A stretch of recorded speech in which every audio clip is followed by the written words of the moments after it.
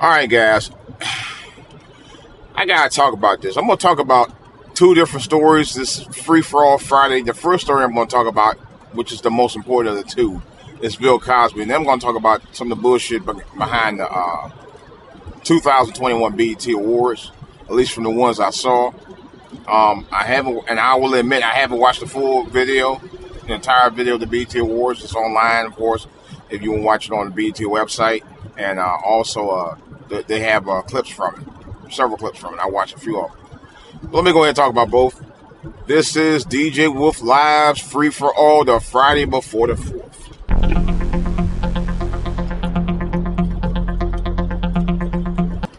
Oh, yeah, this was a Friday, rainy Friday. I mean, the weird part about it, the weather was really nice. I was like, man, it's going to cooperate. And then all of a sudden, today is just raining like crazy. And, of course, people on the roads here trying to get their vacation on. Because, after all, COVID kind of, with the so-called variant, is over with.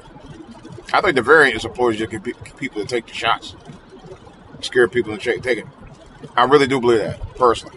But that's another whole story. But anyway, Bill Cosby, he be fleet. He got released yesterday by the Montgomery County jail system in Pennsylvania yesterday. I heard it was about 12 o'clock Eastern time. I'm glad he was released. I never believed that Cosby did what they claim, 60 women claim he did. They all come up with the same exact story. It's like somebody's telling a story about, you might want to hold your kids' ears. Matter of fact, I don't want your kids to be, your kids shouldn't be listening to it anyway. It's like people telling a story about Santa Claus and they add their own stuff to it every time. But this is kind of like with the thing with Bill Cosby. They all know he's worth millions and millions and millions.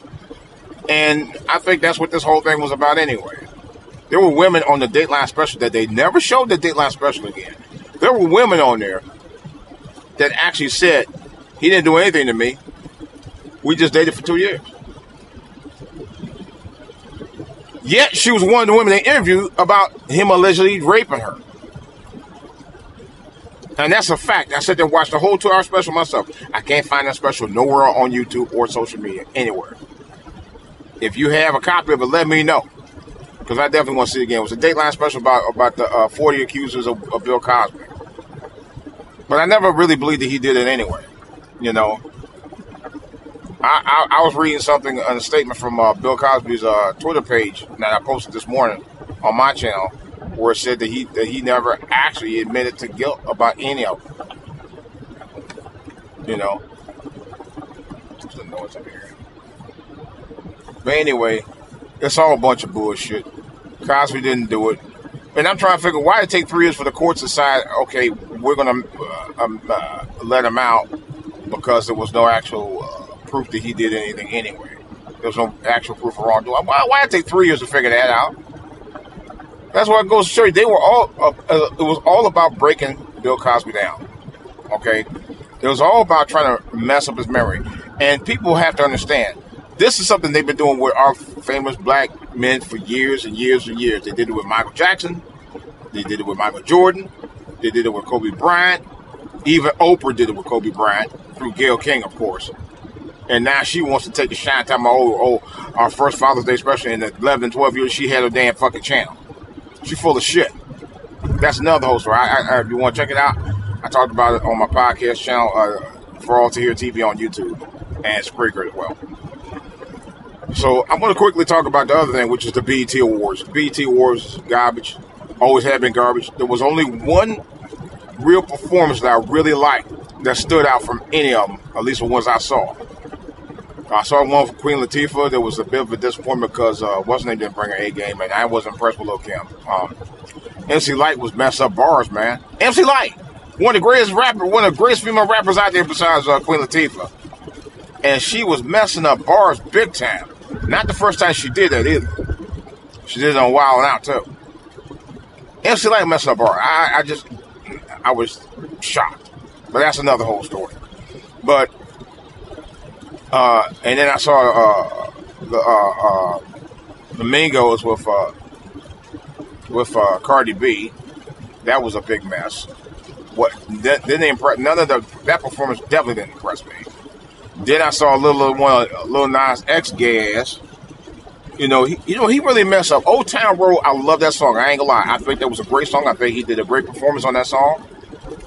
And even though he was gay, but he didn't literally like gay it up all the way like he did with the other songs. But that's because Billy Ray Cyrus was on there with me. I don't think Billy Ray Cyrus would put up with shit. It was a great song. Old Time. I still like that song. It's in my playlist now. I think it's one of the best rap songs of that year. It was just gold. But anyway, and then he botched it up with all this extra gay shit. And I think I'm gonna do a whole. I think I'm gonna have to sit down and do a whole podcast about that about the gayness of this motherfucker and how he helped bring cancel culture from the gay side of the spectrum, which they did. And then I saw a video that I did like, and I'll admit to it. It was a brilliant video. It was It was a performance that was done by another gay guy, but he was a great performance. Tyler, the Creator. But I give him credit. It was very respectful. He didn't go all out, with it, and it was a great performance.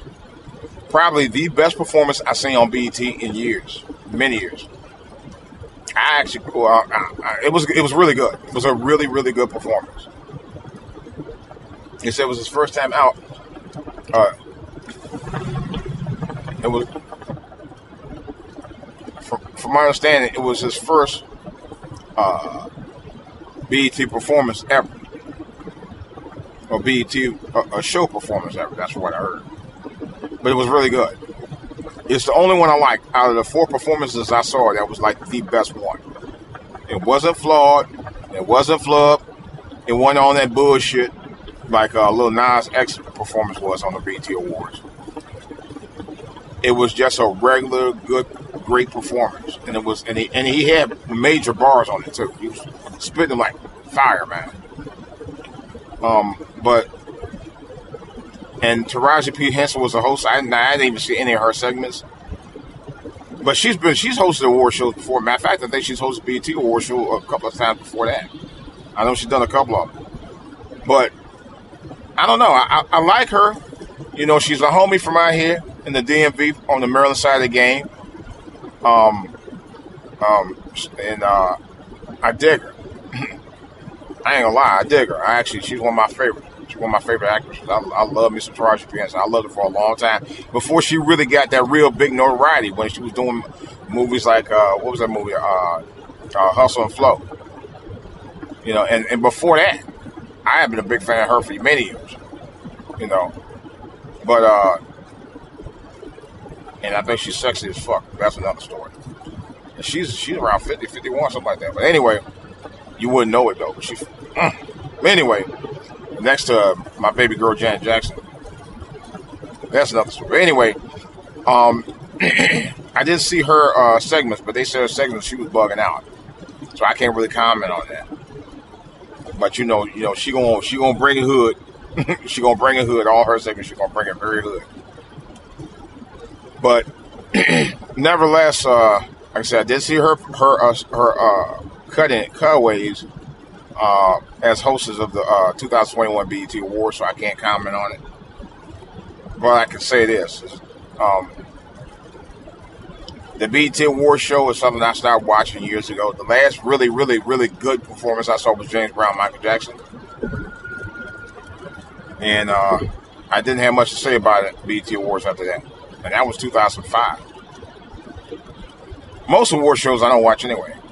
Oh, there was one other performance I did see, and I meant to talk about, was Kurt Franklin and the Baby, or Lil Baby, whoever it was. Anyway, and that was an okay performance, but I'm trying to figure what the hell is up with Kurt Franklin, man. Kurt Franklin has been doing a lot of several secular programs lately. He's been doing quite a few of them. What is up with that? Kurt Franklin sold himself out. I've been saying for a while, he kind of has sold himself out over the years, real talk. And I don't know. Oh, and there was another performance I saw. I saw a little. I didn't catch it all. It was one with, the matter of fact, I did catch it. It was the Swiss Beast, Method Man, and a few others a tribute to DMX. That was okay. That was decent. But pretty much, the BET Awards is just like the same as it ever was, man. But the ratchet stuff, I can't stand. You know, I saw Call Lil Meg Thee Stallion. I wasn't impressed with that either. I just wasn't feeling it. I wasn't feeling any of that stuff. I'm just not a fan of it. I ain't a fan of the bullshit no more. I had to cut that mess out. I'm like, all that, garbage is just garbage to me. And I just can't roll with it no more. You know? Black culture, in essence, is its own cancel culture as far as I'm concerned. It's canceled. It's culture out a long time ago. So was culture out a long time ago. It allowed cultural, miscultural, what they call misappropriations to white folks for years. So there's nothing new about that. We've been doing this since the daggone 50s with Elvis.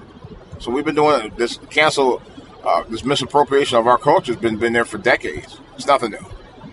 Nothing new. Started with Elvis Presley and continues to this day. So it's not a surprise. Not a surprise at all. You know. But I was thinking about that. I got invited to a cookout this weekend. I don't know if I want to go. And I'm gonna tell you, it's not that the folks who invited me I have a problem with, but it's someone who didn't mess with it that I have a problem with. And I don't really have a problem with them because I don't really know some of them like that. But I know some of the type of company they keep. And my problem with that is I always feel like I'm an outsider. Because although I was raised in the hood, I had both parents. I wasn't raised to be ratchet, and I was raised a slightly different way in terms of the way I go around people, speak to people. I press my shirts. When I go to work or go to a club or go wherever, even when when I DJ, I try to look prim and proper. I always been taught to be respectful to my elders and all that stuff. So a lot of stuff I didn't do. But I'm around people who do that stuff, but they don't respect me for not doing it. And I get disrespected because I'm not like them.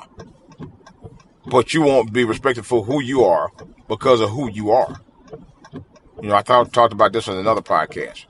And that's part that's a big problem with our own culture because our own people don't feel like they can't show you respect because you're not like them. But they want you to respect them because they're not like you. And that's so unfucking fair. We could do a lot more with our culture if people just generally have respect for one another. And we don't.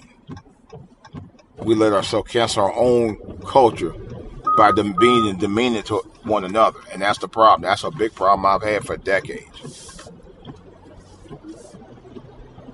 Because we are. We're very disrespectful within our own culture.